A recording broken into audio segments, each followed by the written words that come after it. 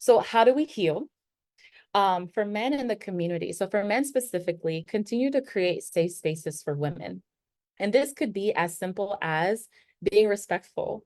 There's some men who go above and beyond and like to open doors, that's fine, but try not to be disrespectful. I can't tell you how many times I've heard men degrade women and shut them down and disrespect them in many different ways. And it's harmful. Whether or not a woman actually hears what you say, it's perpetuating a culture that harms and disrespects women.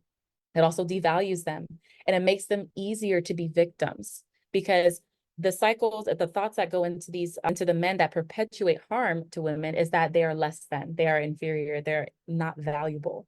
So, in addition to a bunch of other things, but continue to create safe spaces.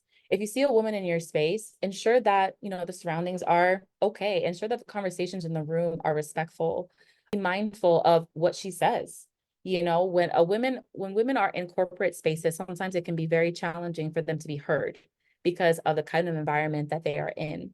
So being intentional about the things that you say, the way that you advocate for women, the way that you speak about them and the environment that you kind of create both in your personal and professional space is very important. Also, become more comfortable with deconstructing social norms. There's this expectation on women, and it's actually called the superwoman syndrome, which is the way that we describe it in the medical world, where women do it all and that they can do it all, they can have it all, and they can figure it all out. And that's that. But while women are inherently gifted and are blessed with many different things, they also do need to be supported. And this concept of letting a woman do it all on her own, letting her figure it out, all those types of things is not always the healthiest thing to do. Sometimes it's okay to say, hey, may I offer you some help? Hey, I'm here if you need anything. Hey, do you need some support in this or in that? Whatever the case may be willing to deconstruct what people are saying is socially acceptable and to be considerate of what their needs may be. And also be more open to being educated. The best teachers about women's mental health are the women in your lives.